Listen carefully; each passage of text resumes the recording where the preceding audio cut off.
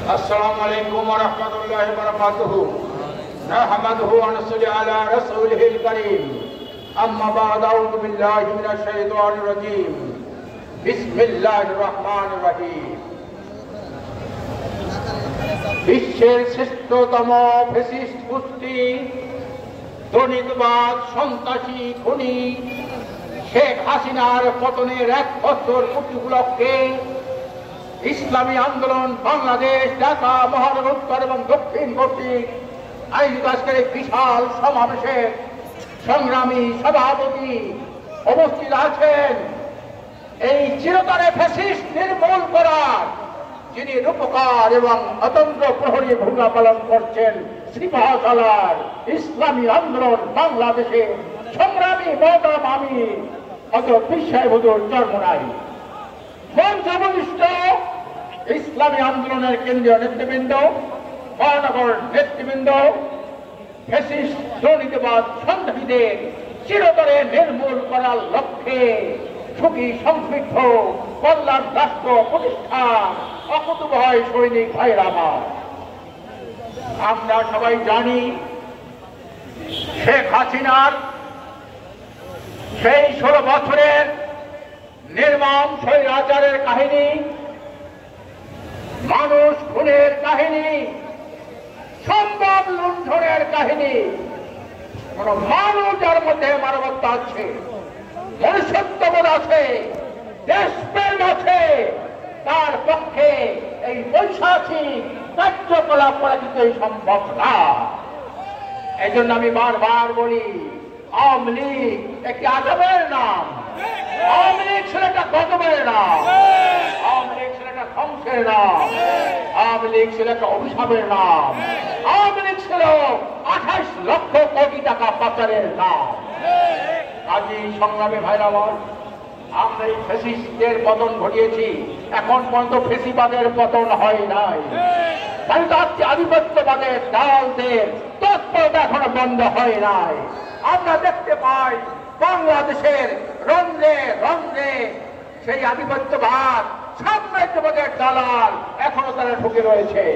সংগ্রামী ভাইরা আমার, এখন আমাদের কি করতে হবে? মহতারাম আমিরের নেতৃত্বে চিরতরে ফ্যাসিবাদ দুর্নীতিবাদ এদেরকে উৎখাত করে বাংলাদেশটাকে একটি সুখী সমৃদ্ধ কল্যাণ রাষ্ট্র প্রতিষ্ঠার লক্ষ্যে আমাদের সীসাডালা প্রাচীরের মতো ঐক্যবদ্ধ হতে হবে। সংগ্রামী ভাইরা আমার, আজকের মানুষের মধ্যে আশার সঞ্চার হয়েছে।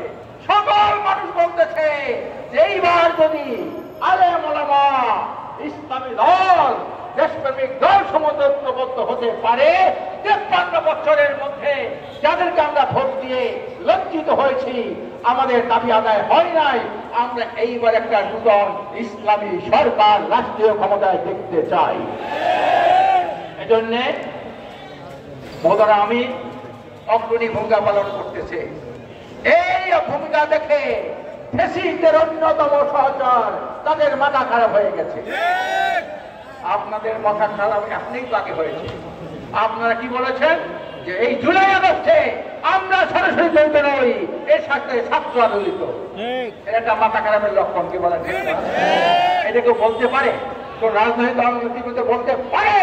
অথচ তারা দাবি করে তাদের 422 জন লোক এই নিহত হয়েছেন এই জুলাই অভ্যুত্থানে। আপনাদের জুলাই অভ্যুত্থানে যদি আপনার নিহত হয়ে থাকে 422 জন, কেমন করে কোন মুখে আপনারা বলেন এই সংগ্রামে এই আন্দোলনে আমরা সরাসরি জড়িত নয়? সংগ্রামী ভাইরা আমার, মাথা খারাপ আর একটা হয়েছে। এদেশের অধিকাংশ মানুষ চায় আগামী নির্বাচনটা যাতে শতভাগ মানুষের মতামতের প্রতিফলন ঘটে, সুষ্ঠু সঠিক নির্বাচন হয়। এই জন্য এই দেশের মানুষ অধিকাংশ চেয়েছে পিয়ার পদ্ধতির মাধ্যমে নির্বাচন চায়। এই একজন নেতা দীর্ঘদিন ভারতে ছিলেন, ওখানে লালিত পালিত হয়েছেন। উনি বলে পিয়ার কি জিনিস, এটা খায় না মাথায় দেয়। আমি বললাম এত ভিটামিন যুক্ত, ঐক্যমত্য কমিশন অনেক ভিটামিন যুক্ত খাবার খায়, আপনি এত ভিটামিন যুক্ত খাবার খেয়েও মাথাটা ঠিক হইল না আপনাদের। এমন মাথা পোষাইতেছে ভারত, এরা কোনো চিকিৎসায় আর ঠিক হবে না। সংগ্রামী ভাইরা আমার, পিয়ার পদ্ধতি পরিষ্কার বলবেন, গ্রামে গঞ্জে সর্বত্র ছড়িয়ে দেবেন এবং জনমতের শতভাগ প্রতিফলনের জন্য একটি কার্যকর সংসদ হওয়ার জন্য দুর্নীতি দুঃশাসন মুক্ত রাষ্ট্র গঠনের জন্য পিয়ারের কোনো বিকল্প নাই। এজন্য পিয়ার 91টা দেশে পিয়ার আছে। উন্নত দেশের মধ্যে অধিকাংশ দেশে এই পিয়ার পদ্ধতি আছে। আর আমরা বাংলাদেশের ফ্যাসিস্টদের অন্যতম সহচর ফ্যাসিস্ট শক্তি, তাদের মধ্যে এই পিয়ারের অনুমতি রাখলো না। সংগ্রামী ভাইরা আমার, আমরা আশা করি আসুন আগামী দিনে পিয়ারের মাধ্যমে এদেশে নির্বাচন হবে। এই পিয়ার পদ্ধতি নির্বাচনের জন্য মহোদয়রা আমি যে কর্মসূচি ঘোষণা করবেন, আমরা সেই কর্মসূচি বাস্তবায়নের জন্য যার মাল সময় শ্রম মেধা দিয়ে আমরা প্রাণ চেষ্টা করে যাব। দেশটা চিরতরে যাতে ফ্যাসিস্ট মুক্ত হয়ে যায়, দুর্নীতি মুক্ত হয়ে যায়, সন্ত্রাস মুক্ত হয়ে যায়, সংসদটা একটা কার্যকরী সংসদে পরিণত হয়। এই আহ্বান রেখে আমি আমার বক্তব্য শেষ করছি। আমার তৌফিকি ইল্লা বিল্লাহ।